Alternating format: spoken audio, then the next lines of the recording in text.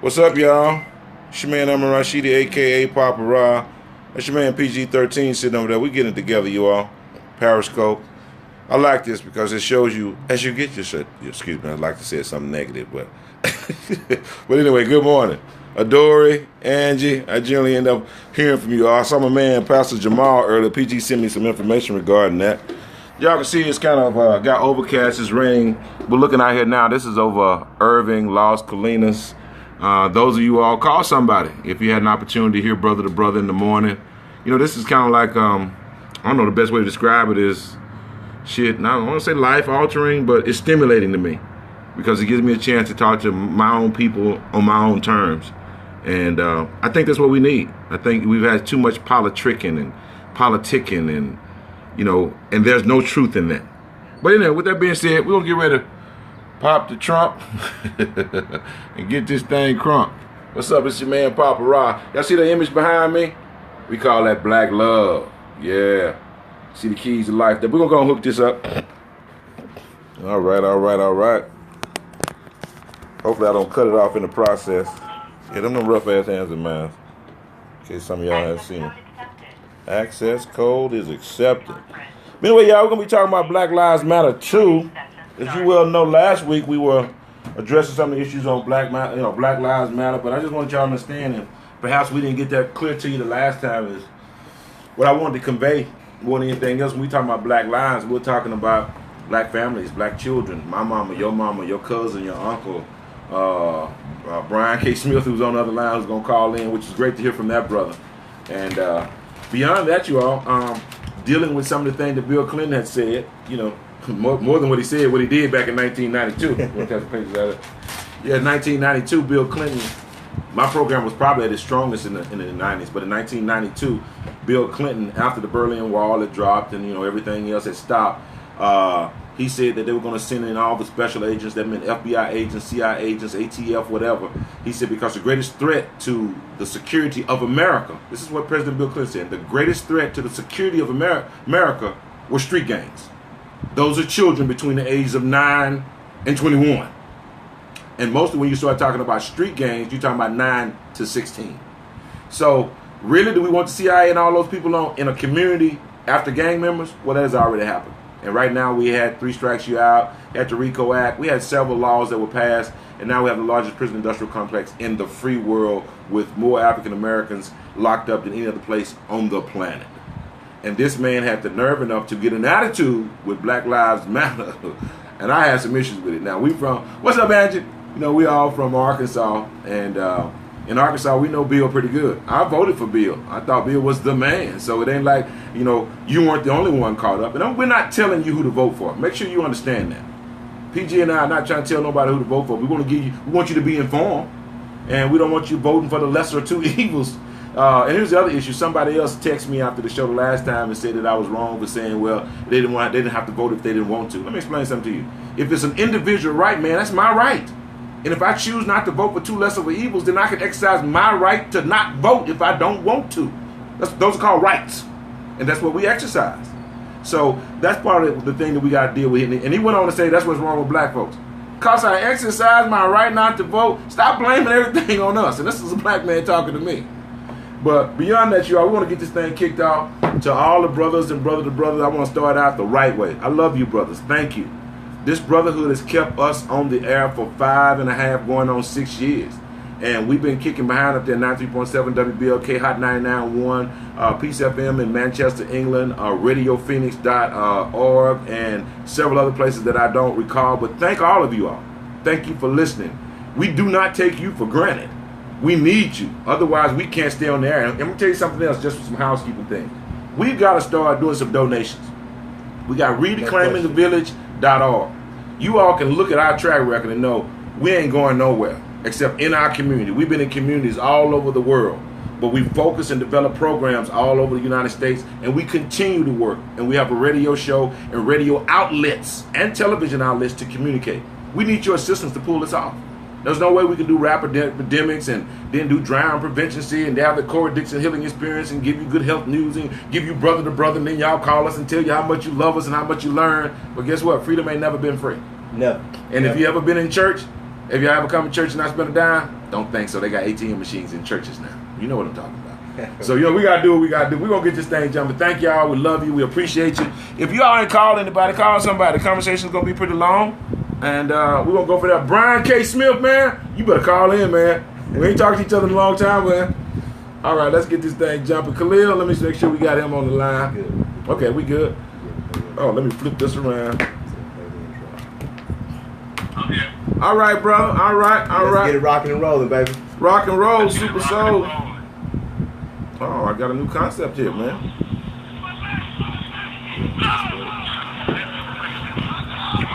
The OG original Street Warriors.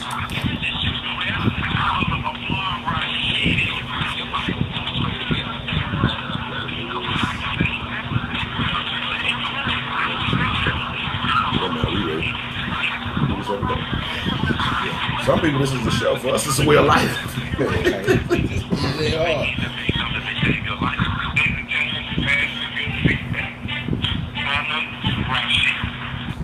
Hotep Griot Nation, once again, it is your man, Amon Rashidi, a.k.a. Papa Raw. And we are the country's corner where the country community hangs out. But guess what? Everybody's invited. Me and PG-13, we keeping it clean, but we might be a little mean. But it ain't nothing but love. Welcome to the show, Brother to Brother, where we have conversations not only about brotherhood, but how we maintain our common bond values that allow us to continue to focus and to continue to move forward. With that being said, it said, what's the number maybe I can get on this week? Somebody make sure we get the number, and we'll get that back out to you all as we go forward. We got a lot of things coming up on the 23rd in Buffalo. We got a conference that's coming on in Buffalo, reclaimingthevillage.org. But anyway, Reclaiming the Village. And here in Dallas, we're going to be having the conference here, Sankofa Talks. David Banner, Professor Grip, Dr. Baruti, and Dr. Smalls. And that number is 605-562-3140. 605-562-3140. I'm sure Khalil gonna put it up there for long. And you gotta hit this number, 389254. Here's the PIN number, 389254. So you'll dial 605-562-3140, and then it'll prompt you and it'll ask you for your PIN number. Hit 389254. And you in, my friend. And we'll have that up later on. I might have it on my board a little bit later on. All this is going to get greater later. But with that, we want to go ahead and get started. And where's our what now?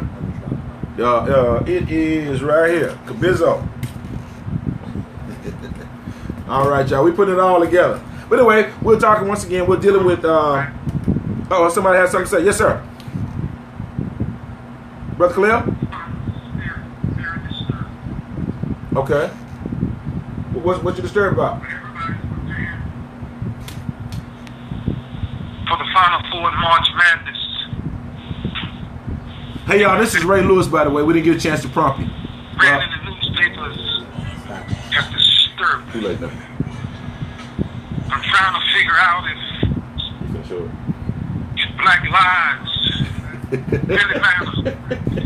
Y'all wrong. And in Chicago alone, the murder rate has soared 72% in 2016. 88% in the first 3 months of 2016 compared to last year. I'm trying to ask the question if Chicago to a representation of Black lives, if they really matter, then why not riot now? There was 141 murders this year. 82 murders last year. No, you're not a comedian. I'm trying to figure out in my mind why. Go down and play the picture. Black men and black. We getting a lot of feedback, y'all. It's making it difficult to hear. One bad white cup, 2 bad white cup, 3 bad white cups. You about to pull it on your phone. Hey, Brother Khalil. The feedback is atrocious. I don't know what it is. Hey, y'all hold on tight. We'll try to let y'all hear something. We have a little trouble with it. Brother Khalil, can you hear me?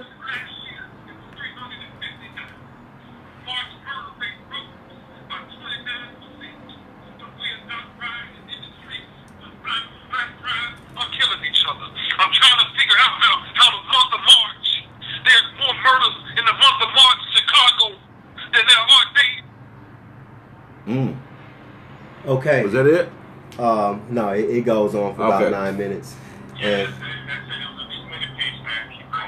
yeah, it goes on.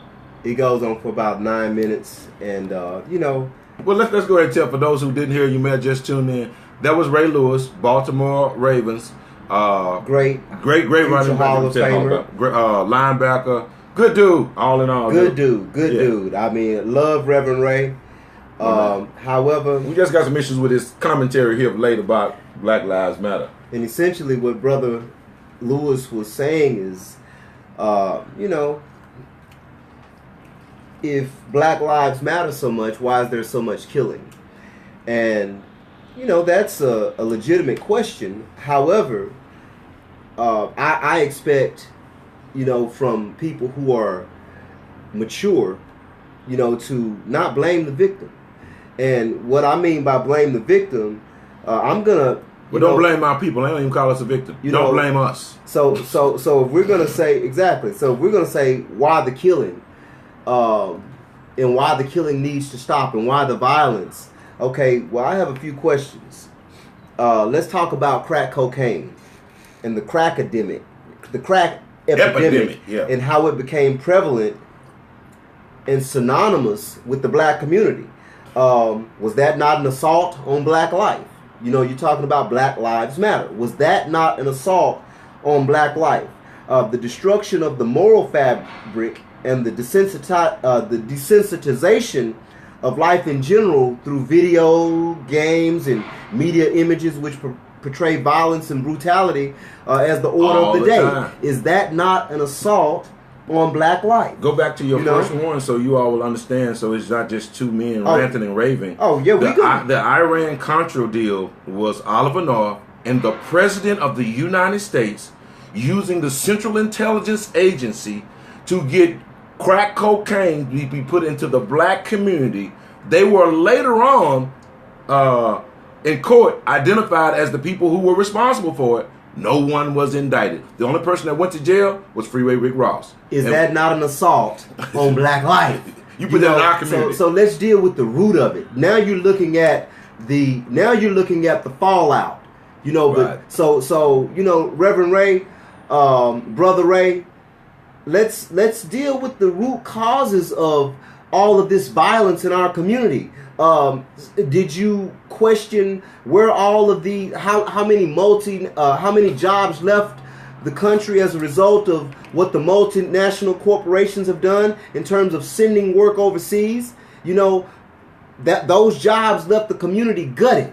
But at the same time, self-preservation is the first law of nature, so people are still going to survive. So when you have a void in the community as far as unemployment, or as far as employment is concerned, or underemployment, when you look at both of those two, and then you replace employment and education with guns and crack, then that's what you're going to get. You're going to get violence. And then from there, you're going to get the prison industrial complex, and you're going to get a lot of children who are medicated. As Papa Ra always says, you know, now you got two options. With the erosion of social services, you know, man, do you realize how hard it is to get a grant to actually go out and help the children in these inner cities? You know, unless you're coming with some mealy-mouthed, watered-down message that's not going to reach these children of today, because you've changed the complexion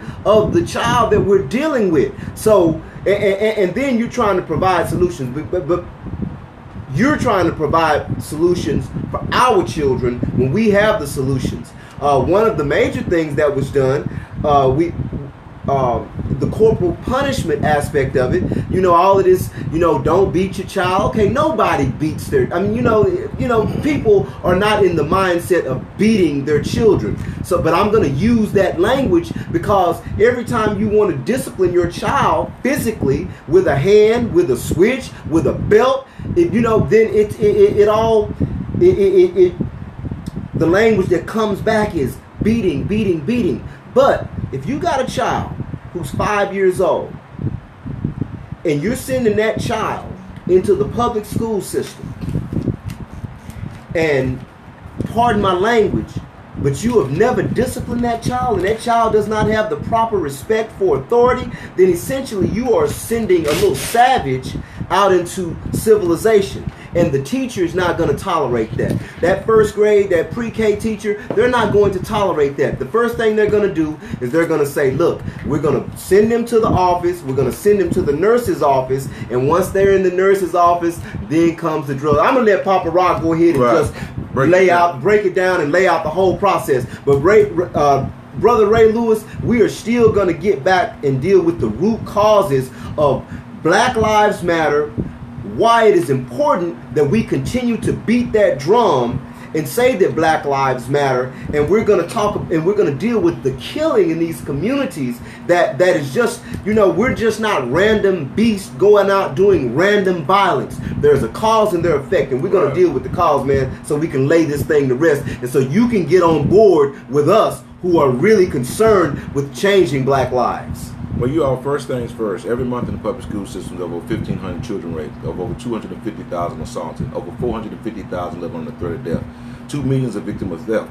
In the past 20 years, we've had over 25,000 people killed in gang violence and close to 30,000 wounded. And of that total of 55,000, 64% of those are innocent bystanders. So the kids that you're blaming for being involved in gangs are generally not the kids that are killed in gangs. It's normally a kid who's associated with it. The crack epidemic came along and it subsidized already double-digit unemployment, and black men have had double-digit unemployment ever since we came out from under the bondage of enslavement. So we're dealing with a lot of factors, and when you start talking about the 60s and the 70s and even into the 80s, COINTELPRO, a government program, locked up most of your daddies. So 70% of most of the fathers, particularly black fathers, are gone. When you start looking at the Anglo community, close to 59% of their fathers are gone. When you start looking at the Hispanic community, you're talking about close to 60 or some odd percent of their fathers are gone. So we're dealing almost with a fatherless generation. But many times what ends up happening in the absence of our father, by default, we go to jail. We don't get no situations like the young white man who accidentally killed somebody because he was drinking while driving, killed 4 people, and they sent him to a country club basically, and he back home. And they said he was suffering from affluenza, meaning he had too much. Well, there are a lot of things that we must address, and the new narrative is basically saying that we have been demonized and we can't allow this to happen. I was raised where I got disciplined, PG, when I got in trouble. I got a whooping. I didn't generally have no timeouts. You got your behind whooped. No. But it wasn't because they disliked me. My family loved me. And they were making sure I did the right thing. That's why I got my behind whooping. That's why I was disciplined. If I did the wrong thing in one of my enemy's house, the same thing could happen at another house. But what's happened is now, instead of having that kind of community, when you do the wrong thing in one school, you are punished and sent to another school and punished to another. So the same love you got in your village of people, now when you went to schools and you get to colleges, you having trouble. First offenses for guys in college, as many times out of lecture, first offense drugs, going to jail? Are you kidding me? A kid who, and maybe he shouldn't have been smoking weed on campus, but you don't send someone with a college education who's about to graduate and a first offense and he has some weed, a bag, and he going to prison? Stop it, you all. Come on now. That doesn't even make any sense. And now that we've legalized marijuana, President Barack Obama had the opportunity to let some of these people who went to jail for simple possession, no man should be in prison, man, for no 20 years for possession of something for a pound. Stop it. There's too many things that we can do. And with that being the case, if you pay $55,000 to lock me up when I do something wrong, but when you lock me up, you'll take care of my medical things. I can go and get my high school diploma. I can get a degree. I can get all the counseling I need. Why do I have to be locked up for that to happen? Because when you get out, you can't vote and you're a second-class citizen. You become a slave again. The president has just passed a law that says that you can stop me, detain me for an indefinite period of time. I don't even get a chance to have a phone call, and while I'm there, I have to work, and you don't compensate me. That was called slavery, where we came from. So with all this happening, you all, you got to put that in perspective before we demonize each other. And I just wanted to lay that out. But I want anybody else to call in. Give me your views, too, about Black Lives Matter. If you're on the line and you have a question or a comment, then dial *6. It'll put you into the caller queue. You'll hear prompts from there, and we will promptly recognize you. And we don't want to beat up Brother Ray. We don't want to beat him up. We're talking about the commentary. However, we do want to say, listen, man, you have means.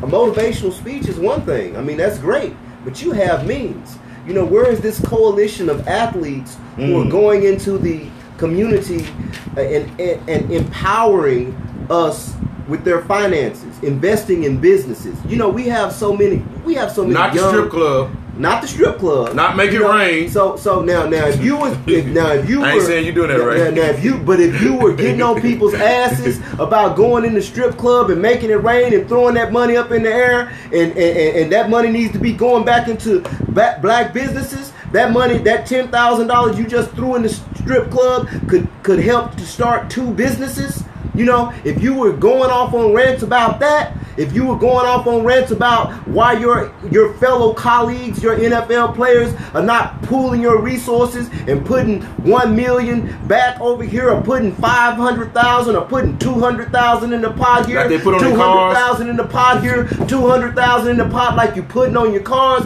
and then you coming together and collectively going and starting businesses and developing neighborhoods. You know, if you were going on rants about that, I'm with you. I'm all with you. And then you take what's being done in the NFL and challenge those athletes in the NBA to do the same thing. MLB. And then take that to the MLB and do the same thing, and then take that to entertainment.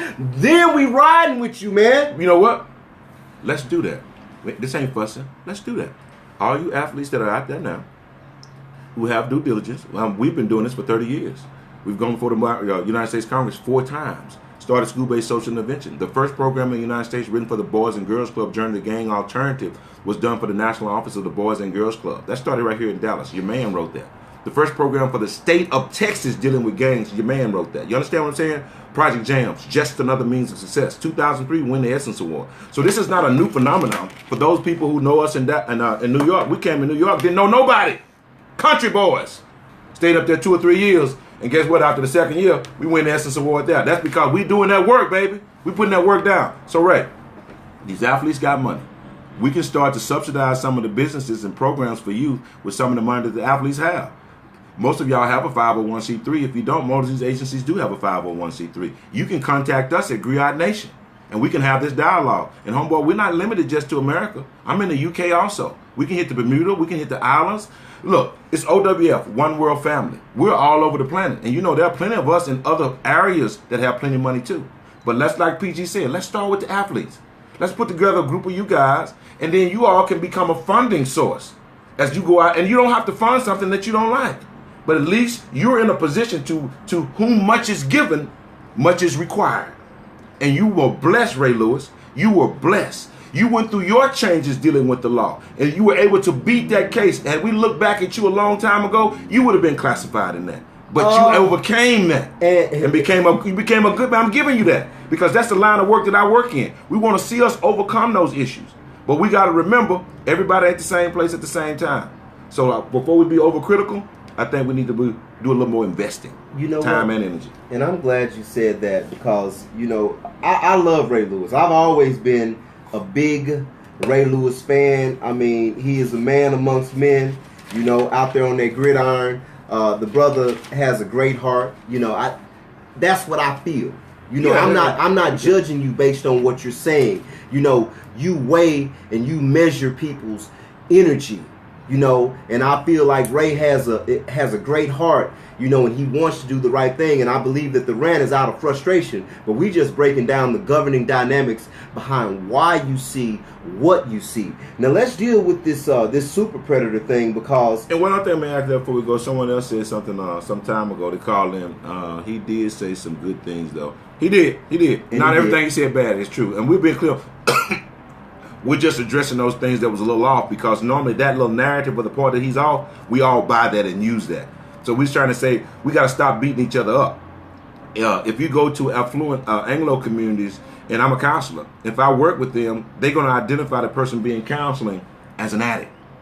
But if you come into the black community and we're working with someone who has a problem, or I want to go work with someone on the streets and he's addicted to a drug, you call him a crackhead.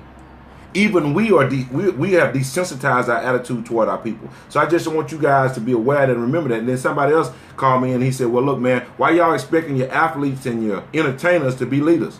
What keep you from being a leader just because you're an athlete and entertainer? They're part of the community. You're part of the community. Village. To whom much is given, much is required. And so if you're going to talk and you got the dough to make it happen, Then I'm gonna say something to you about it. But let's go ahead, man. I was attempting to segue into the super predator aspect of things because Ray Lewis, would have been considered a super predator When he had that trouble some time ago. And and all of his colleagues. So let me read a paragraph about the super predator myth. What we now know is a myth. A professor of politics, and I want to shout out to Brother Victor. Brother Vic, he brought this to my attention. We had a conversation, and he was like, well, the super predator was just not a random comment that Hillary Clinton made. There's an actual profile. So let's talk about where this actually originated. A professor of politics and public affairs on the political science faculty at Princeton University, John D'Iulio, it's D-I capital L-U-L-I-O, created and popularized the super predator concept. He coined the term super predator in 1995 to call public attention to what he characterized as a new breed of offenders. Kids that have absolutely no respect for human life and no sense of the future. These are stone cold predators. Elsewhere, he and co-authors have described these young people as fatherless, godless, and jobless, and as radically impulsive, brutally remorseless youngsters, including ever more teenage boys who murder, assault, rob, burglarize, deal deadly drugs, join gun-toting gangs, and create serious disorders. Okay, that is the profile of a super predator. And shortly after he made this, after he popularized this term with the help of mass media, then Hillary Clinton came out and made the comment about the super predators and how we needed to bring them to heel. Now, the last time I heard someone use heel, they were referring to a dog. Heel. That's what you say to your animal. Heel. So I'm gonna step back and let Papa Ra. Yeah, I want to ask that question. Yeah, first of all, PG, was Dylan Roof ever called a super predator? No, it was not. He killed 9 people. No, it was not. Dylan Roof was not called a super predator. He killed 9 people. Neither was Timothy McVeigh. He was not called a super predator. Wait a minute. 9 people. One sitting senator. Wait a minute. Premeditated. He thought about it and went to the oldest church in American history. And after he did it, instead of him being called a predator, he wasn't called a thug that was out there looting. He killed 9 people. Women and men and pastors and a United States senator. And you all stopped at Jack in the Box and got him something to eat along the way. You made sure that you had bulletproof vests. You made sure that he was protected. You all know that this is straight wrong. They raised $4 million for him in about 2 weeks. Look, y'all, there's a separation. Listening, like you say, TWO, to America. It's 2 Americas. And we get treated totally different. Look, Columbine. Was that a young black student who did that? No. Do I need to go to West Virginia? How dare you call them Virginia Tech? Those are not predators that you come up on the campus and kill 24 people. Sandy Hook. You go in there and kill 20 children. Sandy Hook. You never call them predators. If you all can't see that there's a definite separation, and the my God, I ain't even go no further. You already know. Somebody say call in live. Talk to them. Okay, thank y'all. But look, you all, I want somebody else to tune in and give us your opinion. PG and I just kind of really set it up. We're 2 brothers from the community that love our community and we love our people. We love all people. But, when you want to start, charity starts at home. You got to start with your own family. Before you go and try to save somebody else, you got to save your own people. And nothing wrong with black people trying to do better and be more responsible at home. But don't keep you from working with your white counterparts. Keep doing that. We're not saying that. We got to become better people, those who will trouble you. Need. Yeah, we are. It's a lot of youth that need counseling. And let's say this right away. We're not giving nobody a pass. If a youngster has committed a crime, then he needs to do the time. He needs to make sure he has the appropriate rehabilitation. The prison system today is not about rehabilitation. It's about population control. It's also about profits. Period. Straight. You're not trying to rehabilitate anyone. So let's stop pretending that's what you really want to do. And all intents and purposes, it puts everybody in a quagmire. The community and the police at the same time. Because in reality, the people who request certain things of the police, they really don't care about you. Look at what's going on in Dallas. A 79% spike, a quadruple spike in crime here now. The black police officers turn against the police chief that's here right about now. Now they talking about bringing in state troopers because they say they can't control. Now who is responsible for controlling the crime? You tell me that. So now, what we gonna say about you all, since you all can't control what's going on in our community, and you got all the money in the world? So with that being the case, it didn't look like y'all had trouble with money when y'all came over there to South Dallas to the Bear. But all that means is we got to be more aware. So I want somebody else, hit us up at 605-562-3140, and then you're going to have to hit that PIN number, which is 389254. 389254. So 389254 pound.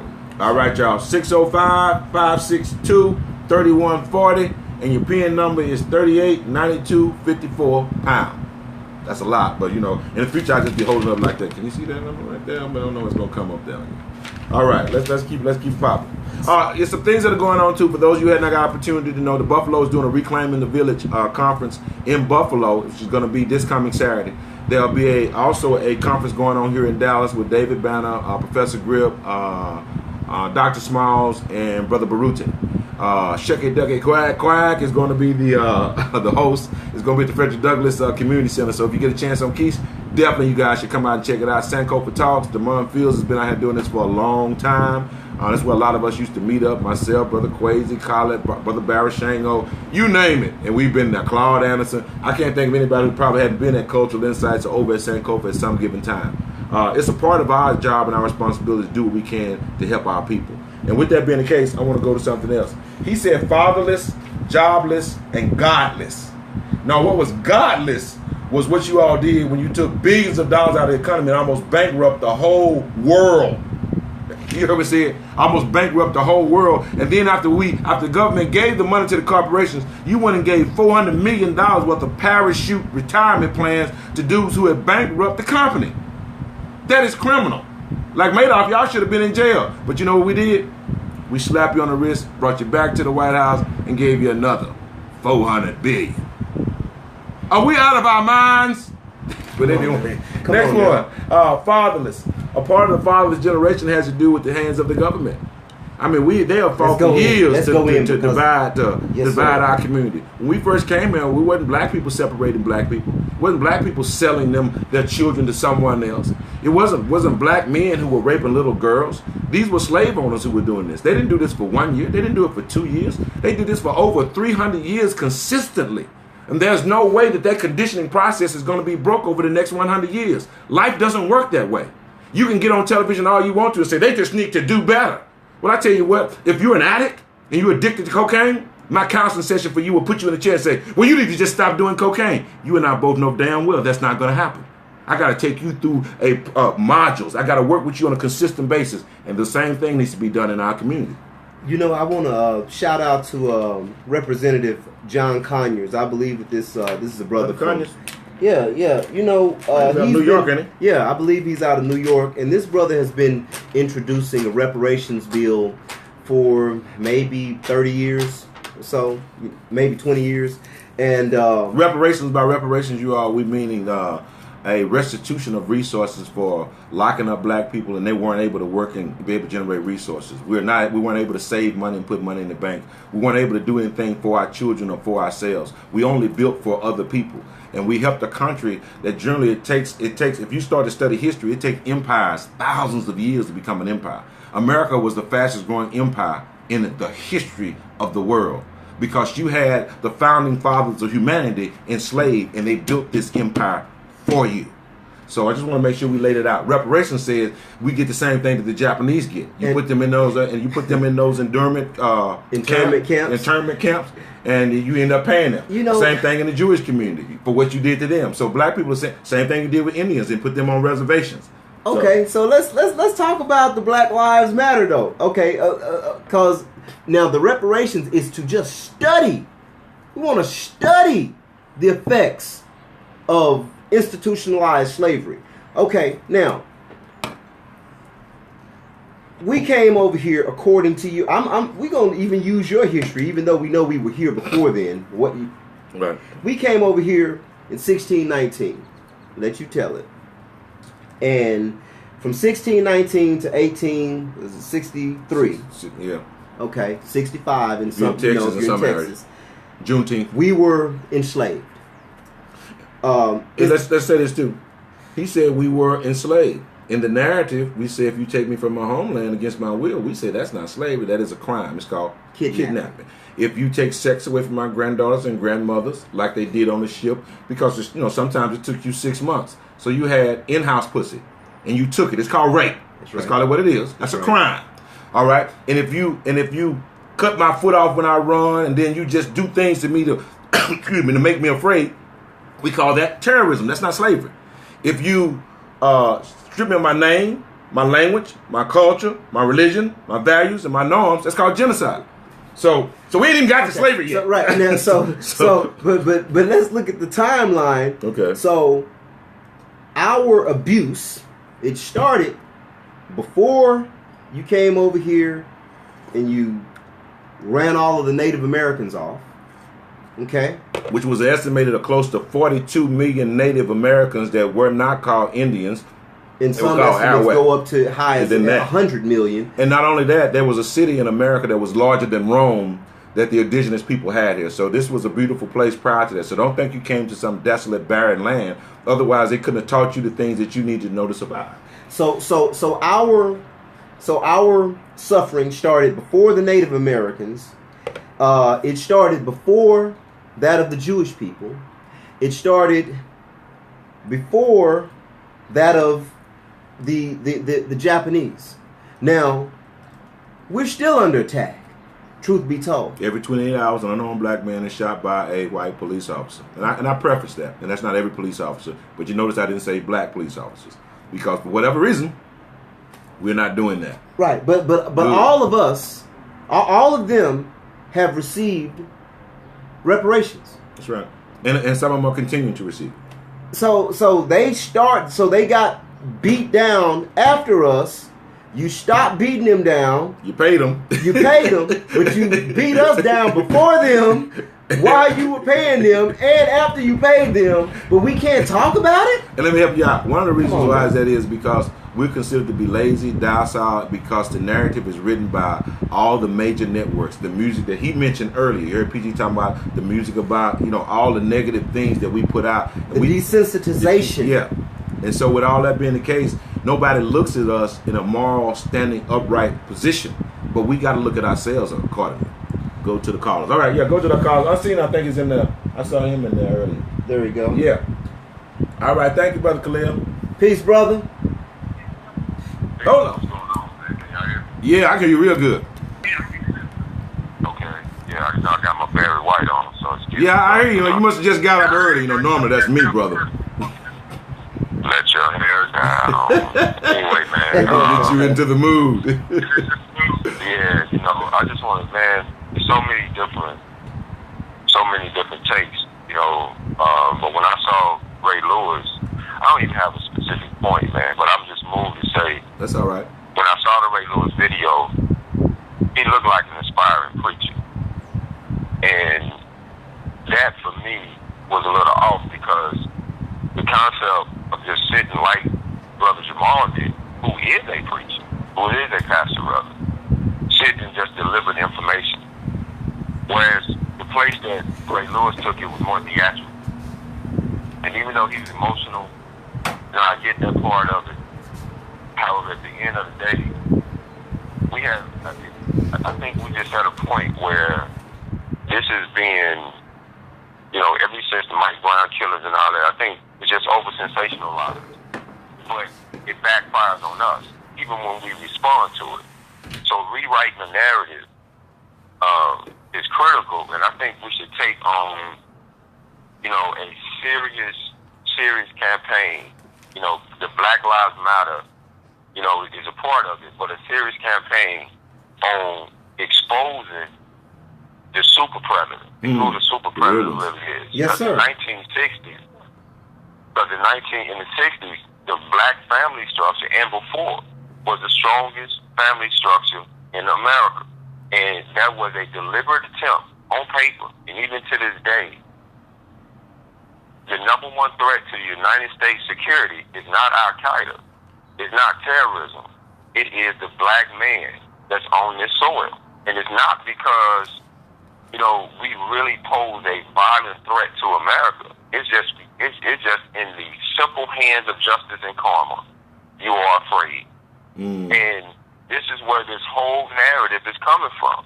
They have to keep, and so when Hillary Clinton, you know, when a professor brought up the super predator idea, that's no different than when they wrote in, you know, in scientific papers, clean over the scripture, the justification for how they treat us. Yes, sir. And she just took it and politicized it. Right. And now that it's out there, it's up to us to combat it in an intelligent way. I appreciate what Ray Lewis did, but the counterattack or the response to it by Brother Jamal was balanced. It wasn't an attack; it was balanced. And to me, you know, when we talk about reparations, reparation means to repair, but we don't have an organized body or government to successfully take on the people we're trying to get reparations from. So, you know, I had to jump there. I know that was kind of off the line of the super predator, but the whole concept. It's all the same. Right, they're doing a damnable job, because I can't respect them. They're doing a damnable job of making sure that we remain in a position where we cannot reclaim what was ours. Part of what took place with the Native Americans, the treaties that were signed, was that they would, as PG alluded to us being here before, that they would denounce their African heritage, so the money they got from the government wouldn't be shared with us. You see what I'm saying? So when we approach this thing, and they were paid to take black people into bondage and things of that nature to make sure that the power structure of Europeans, which for years the power structure of the world was based on those who had mineral resources. Since they had none and they didn't have any knowledge, then their power became the global trade of human capital. And to this day, that's what keeps them in power. So whatever they can do, like Brother Jamal said, every 14 days a prison was built between 1998 and 2005. That's amazing. So the whole concept is... wait a minute. What did you just say, Unseen? Between how long? He said between 1998 and 2005, and I thought he said every 10 days, but he may have said 14. Okay, Yeah. I was trying to give it a little slack, CG, because it just seemed like it's impossible, days, you know? Wow. Every 10 days in only one college. Only one college. So we see where the investment is going. It's going to make sure that the power structure stays in place, which is based on free labor. So the whole concept, you know, when I saw Ray Lewis, I saw the pastor, I know what we're doing, and our ability to continue to make sure that this is known.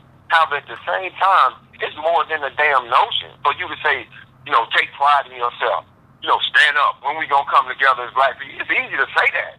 However, at the end of the day, unless you look at the lineage, which is what we're doing, and rewrite the narrative on even how our own pain was given to us, we can't change the narrative. So, you know, I love the way, you know, like I said, the brother's passion is greatly appreciated.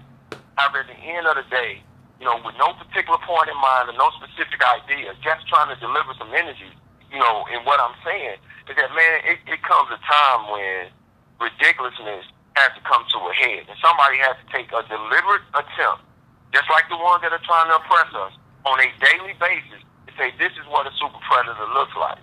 Because inadvertently, we become super predators by not understanding. We become our own super predators. And that's the danger of what Ray Lewis is doing.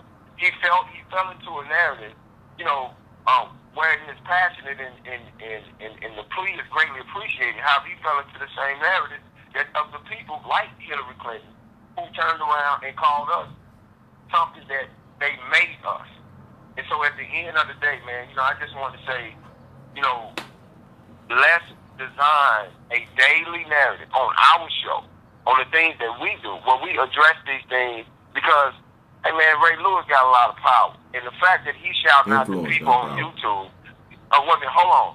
First he's demonizing social media, but using the same platform, which is social media, to deliver the message. So that's what I'm saying. Just the whole concept is to be balanced in what we're doing, but he needs to be aware in such a way to where somebody, us, even the reparations committees at the UN, there are none on this soil, which is the very place we're trying to get them from. We are trying to get it from the global system of Europe, of European dominance, but the very soil that suffered the most, there's no governing body for reparations. We know the Pan-African Council and the things that's taking place, but nothing here. Right. So, take some serious measures on making sure that we, on the platform that we have, well, say, okay, this is what a super predator looks like, and this is the money you owe me for. But Unseen, I think there is a governing body for reparations, and the governing body, is actually the NFL Players Association. What? And the NBA Players Association. If they just stop playing, goddamn, we'll have reparations next fucking week. Yeah. You see, I had to look over at it. if they stop playing, we'll have reparations next week. If they win for reparations, they'll burn their jerseys like LeBron. I remember when they came out against the college players who spoke up for what was taking place with Mike Brown and all that. When they said Black Lives Matter, it was an onslaught. Well, you're a collegiate athlete. You're not supposed to say anything. You're just supposed to you got a free scholarship. What the hell are you saying? Y'all remember all of those narratives when we like Pastor Jamal said. It's not when you go against white folks that you are a problem. It's when you try to stand up for yourself. That becomes a problem. They got something for you on naked aggression against this system, but they don't have anything for you. Not a damn thing for you when you decide to stand up and be yourself. Other than trying to combat that with slander and all these other. So the thing that we have within our power is the thing they try to take from our young folks on this social media platform. But we have a platform, and man, I gotta say, I was sitting back listening to y'all, and it just reminded me when me and Amon first came on the air, 4 or 5 years ago. You know what I mean? The energy and the passion and the whole concept ain't shit changed. You know what I'm saying? On the social landscape, other than we didn't got to the point now where it's just obvious that you killing Negroes. Don't nobody give a fuck. We didn't got to that point. But since that conscious level has been raised, it's like, man, we are not opposed, and we must take this shit on head on. Ain't no more intellectualizing it to the side. You said super predator, let's deal with it. You trying to be president, I can't wait till she come to Dallas. Oh my God, I cannot wait if she ever comes to Dallas on her campaign trail. We're going to be there. We're going to be there with our press passes. I'm talking about head up, man. Anyway, bro, I'm going to get off here, man. I'm going to let y'all do your thing. But hey, what about tonight? I'm on. Okay. I'm on. Just call me and give me the numbers. First, we got to get ready for the conference this weekend. So I'll listen. Okay, then, yeah. Well, I appreciate it, Unseen. There were several things he said, the brother Unseen said, that I wanted to address in particular. I'm hoping you guys can hear me from here where I am. One of the things I wanted to say in reference to, even when PG and I get on, we get to talking, or Unseen and I, we get on, we get animated. That's a part of our culture. That's who we are. We're generally not angry or what have you. We're just excited and animated about what we're talking about. But when other people don't know us, we feel a stereotype as being angry. In the late 80s, early 90s, the angry white man was what they led the news with.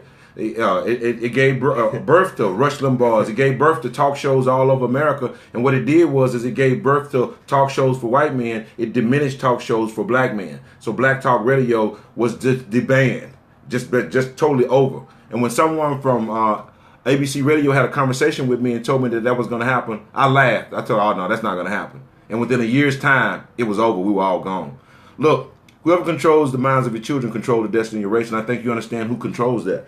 Then as far as a predator is concerned, Iraq, there were no weapons of mass destruction.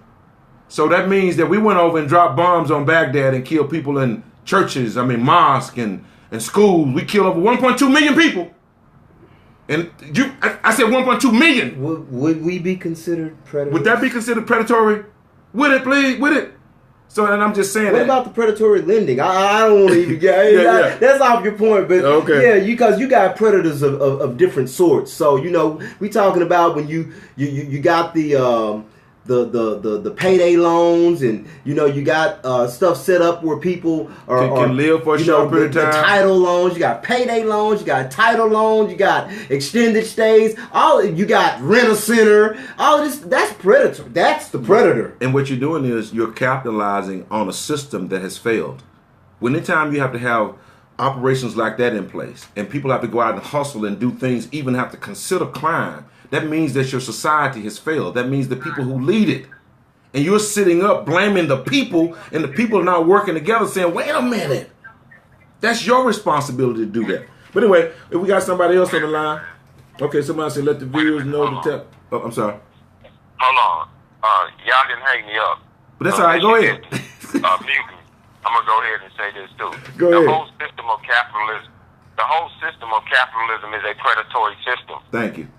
That's predatory in and of itself. It's when you have a problem, rather than me helping you, I capitalize on your problem. That's predatory. The whole system is predatory. These are the conversations. These are the perspectives we're going to have to take, because we've all trying to be successful in one way or another to survive. However, at the end of the day, we always find ourselves at a deficit, because we started in a deficit and they created a system to keep us called capitalism in that deficit. And when we participate in it, we put ourselves in the same position where we end up looking at it going, damn, how did 20 years pass? How did all these athletes make this money, who they preyed on, who now they go into elementary schools and start recruiting now? Understand that. That's predatory. To put them in position, to talk to their mothers and offer rewards and all, that shit is predatory. So he was able to make the comment about a super predator because he created it. That's what I'm saying. He's looking at his scientific creation going, oh shit, I know. He's looking at his Frankenstein. We made him unconscious with the music. We made him unconscious with the clothing. We made him unconscious with the food. Wait a minute, I see. Hold on. And we made them think that I was black, so because I put on some sunglasses, smoked some weed, and went on the Arsenio Hall show, and them niggas put me in the Arkansas Black Hall of Fame. Come on now. Callers, to all of the callers that are on the line, if you are on the line, if you're on the line, they crown me. And you want to, give me 1 second. If you're on the line and you want to make a comment or a question, have a question, press *6. That will put you in our caller queue. And once you're in the caller queue, wait to be recognized, and then we'll call on you. Finish your point, brother. Yes, sir. And guess what? What? All of y'all hit the nail on the head. Since we were the ones whose back you rolled, who elected you and put you in the Black Hall of Fame and the music, all of those, said you was the first black president. Like Dick Gregory said, what kind of fool is you to say Barack Obama ain't black enough and Bill Clinton is the black president? I remember that. So at the end of the day, since we were the ones to do that, then we have the right to turn around and identify you and hold you accountable. That's right. Since you think you had the right to go into a press conference and chastise us for standing up for us. Yes, that's what he did. With Black Lives Matter. You chastise us like you our father. Hey. Oh, no, sir. Now we have an opportunity to address you, but when we do, it's going to be irrefutable, and we're going to demand a response from you that's not an apology. Fucking apology.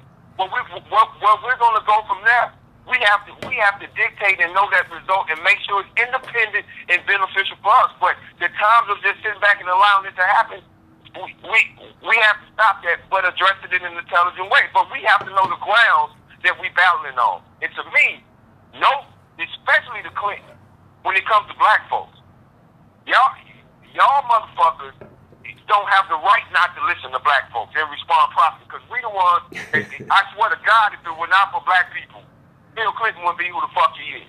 That's just, I believe that. Based on what we did when he was in office, and how I can still fight with my relatives right now that he was the best president for black folks. Wow. Well, you know what? Appreciate that commentary. What I want to say about that too, Unseen, is we still believe that. We're still acting on that. And despite what he did, causing so many mothers, I want you to understand this, black mothers, many of your sons, many of your fathers, many of your uncles and your cousins, your nephews, nieces are in prison because some of the laws that this man and his wife put into place.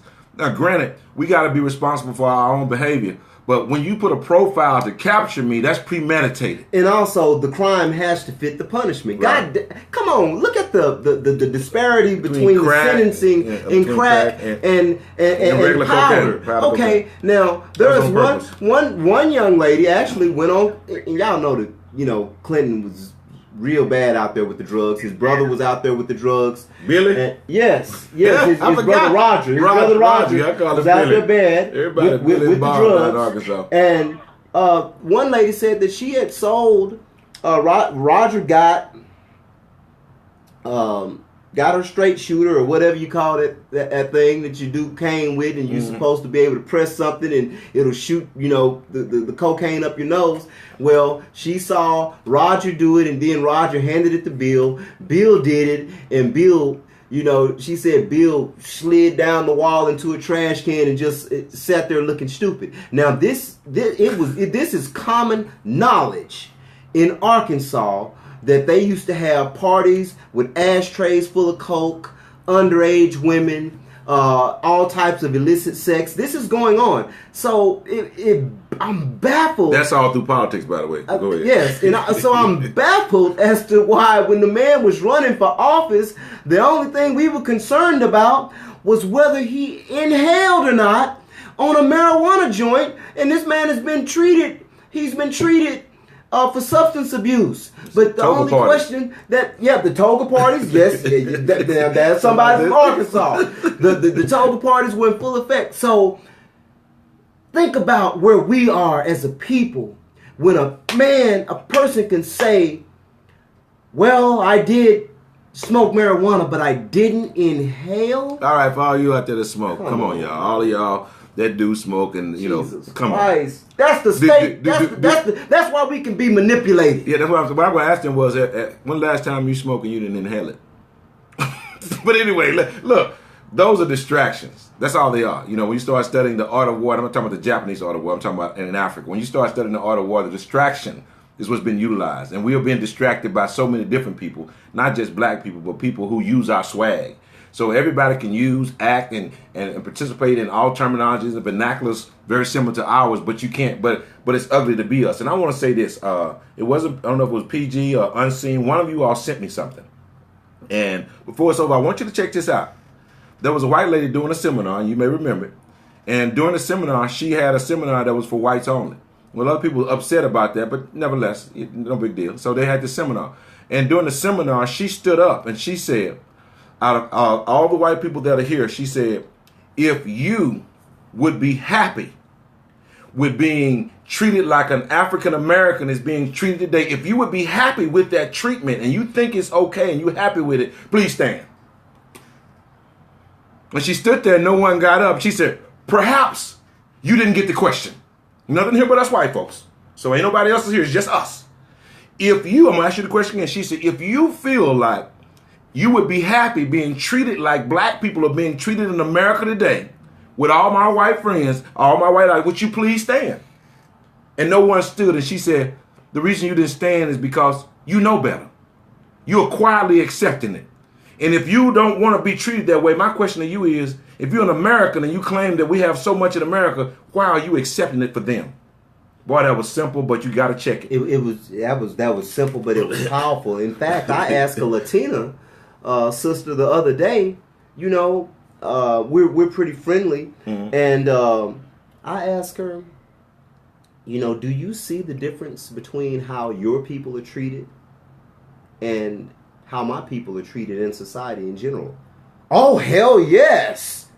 I mean, she shocked me with her response, because a lot of Latinos, they catch hell too. Well, yeah. But she really shocked me, like, oh no, there is no comparison.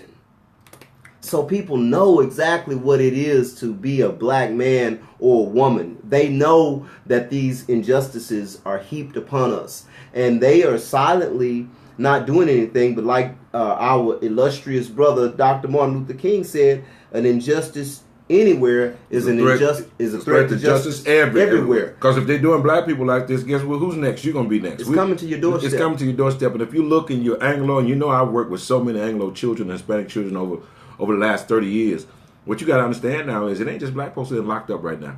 The percentage of working class poor whites is out the roof right now. And for the whites that are watching and are listening to me, and I've told you many times, you're not considered white by the power structure. You understand that? White is an attitude that comes along with that. They're not talking about you. The vast majority of people on welfare, not per capita, is generally Anglos, not blacks and Hispanics. But because you made us the poster child, everybody believes that. So we fit the narrative and the stereotype of the people who need to be criticized, who are docile, who can pull themselves up by the bootstraps, when you motherfuckers screaming, when other people stole our boots. So, but we've been doing this for 30 years, so we're not the group that you can complain to. We've been in communities working with children and families, helping them stabilize themselves, helping young folks get back into acclimated to re-entry program after they've been in the prison. Remember, 885,000 people get out of prison every year, and 85% of them go back every time. That's a failed system unless that system is designed the way it is and everybody's happy with it, because they're still building prison. So much so that they got a school to prison pipeline. It should be called a school to slavery pipeline.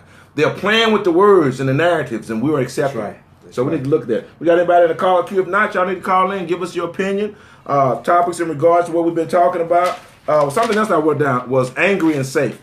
The commercial platform likes us to be angry and safe. Like if I came on there and said, "You black dads need to get off your ass and start taking care of your children. Ain't no reason for you not to be able to go. I don't care if you have been to prison. You need to blank, blank, blank, blank." That's safe. They like that.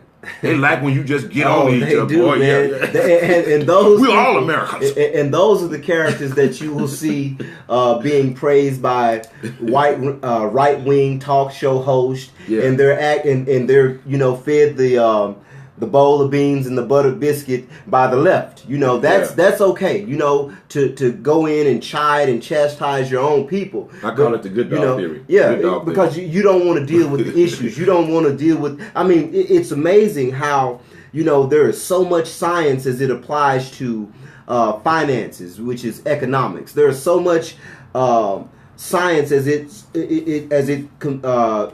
relates to space. You got your physics and astrophysics, but you cannot. Where is the science when it comes to how are these people going to function in society after they've been institutionally enslaved? Where is the science? That should be like this is the answer to your so-called problem. And also, one thing I want to say, there's a colloquialism that the chain is only as strong as the weakest link.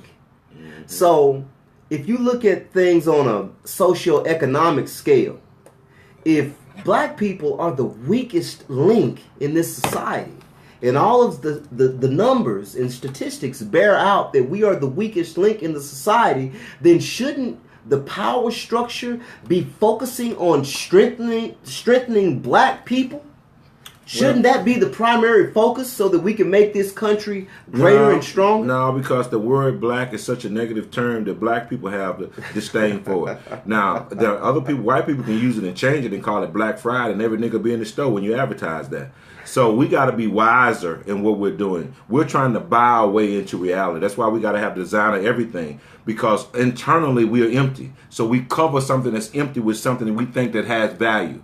And most of the stuff that you buy that has a great deal of money is not of no value. I remember Freddie Haynes saying we go out and buy things we really don't want with money we really don't have, trying to impress people who really don't like us anyway. That's scary. But we've been conditioned. 30% of all hair care products we buy. Almost 41% of all Coca-Cola we buy. Almost 36% of all whiskey. You know how powerful that 36% of whiskey? And you're only so-called 12% of the population? Man, if you start looking at the numbers as us as consumers, boy, we keep companies alive. And what we have to do is, like Martin Luther King said, we got to pull back our dollars. We ain't going to fight with you. We're just going to stop shopping with you. And redirect. And redirect to somewhere where people appreciate your money. If you invest in somebody enough, if I go to your store enough, and we have a beautiful relationship, after a while, if I'm seeing your store growing and I'm constantly going there with my family, I'm expecting you to do something in the community where you are benefiting. That's reciprocity. And I also want to say this to the the Pan-African Congress, which I'm a part of the Pan-African Congress. They do have one of the largest movements toward reparations. And we are almost there as far as the world is concerned. And for those of you who don't know, my man, Dr. Marcus Mosiah Garvey, I said Dr. Marcus Mosiah Garvey's son is the one who's pushing that move. So with that, y'all, it's 12:05 already. We've already gone past the time. One thing PG and I are going to do on the next one, I'm going to start bringing my easel up. I consider myself a master teacher. I love giving direction, and I love receiving direction, because a master teacher is also a learner. And no matter how much you know, you still can know more. And the more you know, the more humble you become. And you have to learn those. Those are characteristics of developing as a man. Every 7 years, a man goes through a rites of passage. By the time you go through your 7th rites of passage, that means that you're 49. That's the peak. That's the Christ title. That's the Christ anointing. K-R-A-S-T. That's that 7th stage of manhood. If your father has left, if your granddaddy has left, then that means the expectation of who you are is even more important. So there's some dynamics to manhood and fatherhood we need to become aware of. And we're going to start teaching people that through Fathers for Life. That's going to be our boots on the ground. You can't find a better word than father. You become better brothers so you can become a better father. To father means to take further. So we need more fathers. It's so powerful that when you pray, you don't say our mother, you say our father. So that's powerful. So one of the things we also want to do, we want to take our banner. We coming to where you are. We talking about listening to two Americas. You understand what I'm saying? I don't want to just talk to black people. I want to talk to all people. You understand what I'm saying? That's right. It's not just black people. I'm dealing with all people. When I get stopped, I'm not just being stopped by black people. You understand me? So all of us live in a so-called pluralistic society. I want to talk to everybody. Because at the end of the day, when it comes down to my freedom, when it comes down to my economic prosperity and all those things, unfortunately, many times I don't control all those things. But with that, you all, Dr. Benjamin Mays once said that it must be born in the mind that the tragedy in life does not lie in reaching your goal. The tragedy lies in having no goal to reach. It isn't calamity to die with dreams unfulfilled, but it is a calamity not to dream. It isn't a disaster to be unable to capture your ideal, but it is a disaster to have no ideal to capture. It isn't a disgrace not to reach the stars, but it is a disgrace to have no stars to reach for. Not failure, but low aim is the sin. Next week, Brother to Brother with your man Amon Rashidi and PG-13. Holla black. All right, y'all. Recording has stopped. Hey, y'all. Next week, y'all holler at us. Call somebody. Let's get our numbers up. Let's build this thing, you all. We talked about a community. Let's build our community. And I know we chimed off, but also, too, reclaimingthevillage.org. Look, this is just like a church. This is my ministry. We're on the ground all the time. There can't be nothing more committed than saving the lives of the future, which is our children. And the next one in line is the women who give birth to all the children. And then we got to make sure we take care of the brothers because we're the primary providers, producers, and protectors. We have to change how we treat each other. This is off the cuff. I'm talking about Black Lives Matter for us. You need to take your ass home if you're not and start working with your children, brothers. It's some of you who are using this excuse that I can't get along with the mother. Look, you got to be able to get along or communicate with the mother so you can do a better job of taking care of your children and communicating. Your presence is important. Your presence presents possibilities to your son and daughter when they see you there. So with that being, what was that now? YouTube. Okay, yeah. We need to check us out on YouTube, Periscope. YouTube, Periscope. Like us on Facebook, Griot Nation. That's GRIOT Nation. Mr. Amon Rashidi on Periscope. YouTube, check out our YouTube page. Reclaimingthevillage.org. We cannot stress that enough. Please go and make a contribution.